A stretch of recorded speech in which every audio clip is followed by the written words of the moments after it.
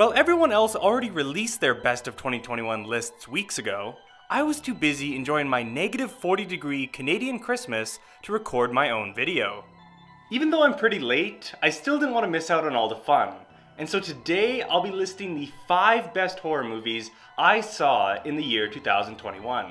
And next week, to balance out the nice with some naughty, I'll be listing the 5 worst horror movies I saw last year. Starting with the positives, one of the best movies I saw in 2021 was Saint Maud. Saint Maud tells the story of an overly devout hospice nurse who becomes dangerously obsessed with saving her dying patient's soul. Saint Maud is incredibly well crafted. There's beautiful cinematography, 2 outstanding performances, and an unbearable amount of tension. It is seriously impressive that this is writer-director Rose Glass's first film. I wouldn't say Saint Maud was my favorite movie of 2021, but there are 3 categories it was the best of the year in. Number 1, Best Trailer, specifically the Billie Eilish All the Good Girls Go to Hell version. Number 2, Saint Maud had my favorite cover art of the year. I love my steelbook. This was an awesome birthday present for my friend Colton. And number 3, Saint Maud had my favorite horror ending in 2021. The final shot of this movie legitimately gave me goosebumps. It was the kind of ending that paralyzes you for minutes as you sit stunned and watch the credits roll. It was really the perfect ending for a nearly perfect movie. Another movie that I saw in 2021 and absolutely loved was The Night House. The Night House is directed by David Bruckner and is a supernatural story of a grieving widow who is left alone in a lakeside cabin where she slowly starts to uncover the secrets of her husband's death. I went into Night House thinking it would be a pretty run-of-the-mill, bump-in-the-night, jump-scare-heavy haunted house movie. After watching it, I was pleasantly surprised. This has way more depth and originality than I originally expected.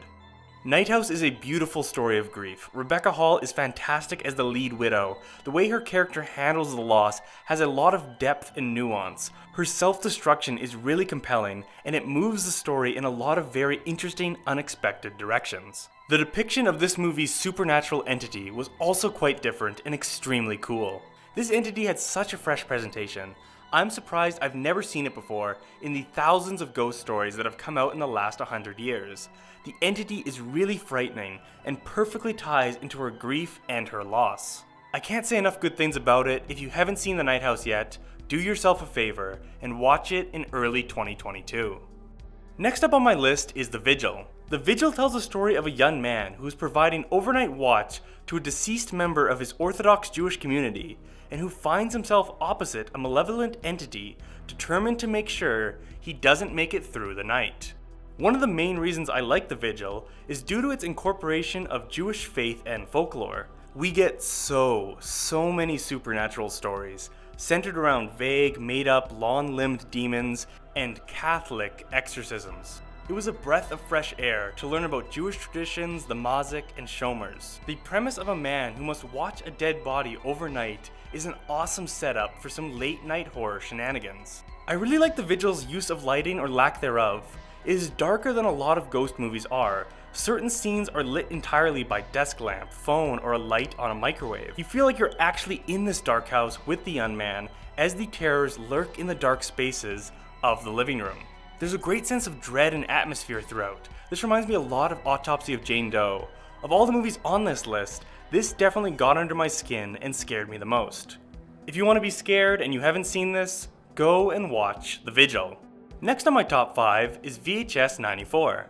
VHS is a horror anthology and a sequel to the original series, where a new group finds a new set of VHSs full of horrifying found footage. I was looking forward to this new sequel for years, and I'm so happy to say it didn't disappoint at all. The earlier VHS movies introduced me to great horror directors like Adam Wingard, David Bruckner, Justin Benson, and Radio Silence, who at the time had yet to fully break out. That group has gone on to direct huge movies like Kong vs. Godzilla, Marvel's Moon Knight, and the upcoming Scream 5. Being introduced to exciting new names in horror is one of my favorite parts of the VHS series. As for the movie itself, my favorite segment in VHS 94 was the Ratma segment. The sewer setting was great, the Ratma entity inside looked awesome, and the balls to the wall full throttle ending was so much fun to watch. Though really, all the segments were equally good. I've read online people didn't like the barn segment, but honestly that was my second favorite of the bunch. Unlike some of the other VHS sequels, there wasn't an obvious stinker segment, one that dragged the whole movie down. Honestly, my only real issue with VHS 94 was the overall framing segment of the people finding the tapes. I've never enjoyed these segments, but I thought these scenes were particularly dumb and really went nowhere. Other than that, I loved VHS 94, and I hope to see another sequel soon. Before I get to my number 1, here are a few honorable mentions from 2021. Psycho Goreman, Broadcast Signal Intrusion, Quiet Place 2, Caveat, and Censor. Alright, now last on my list and my favorite horror movie of 2021, Malignant. Malignant is directed by modern horror legend James Wan and tells the story of a pregnant woman that is paralyzed by fear due to shocking visions of an evil entity on a murderous rampage. Malignant was a very controversial movie this year. For as many people that loved it, I saw just as many reviews online from people who completely hated this. And you know, I thought maybe since I did post my glowing review the same day I saw Malignant, maybe now months later, after having some distance, I would change my mind a bit, and maybe I wouldn't quite like it as much as I did the first time I saw it.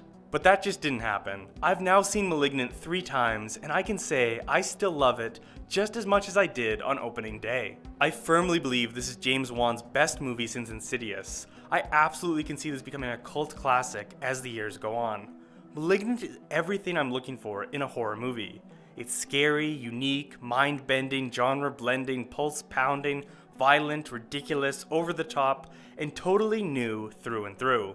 It's a throwback to classic horror while also feeling completely fresh. It was a complete blast to watch with an audience or with friends. If I could watch just one movie from the year 2021, it would without a doubt be Malignant. Alright, those are my 5 favorite horror movies of 2021. Please in the comments below let me know what your favorite horror movie you saw last year was, and let me know what your most anticipated horror movie is for 2022.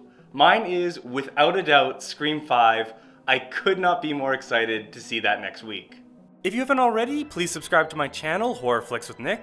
Twice a week I post horror reviews, commentaries, deep dives, and short 2-minute recommendations for horror movies you should watch on Netflix and other streaming services. Today's video was admittedly very positive, but don't worry, for all my negative Nancys watching at home, I'll make sure to balance things out next week when I'll be ranting and raving for 5 to 10 minutes about some of the biggest piece of shit horror movies I saw in 2021. Thank you all for watching, and I'll see you next week.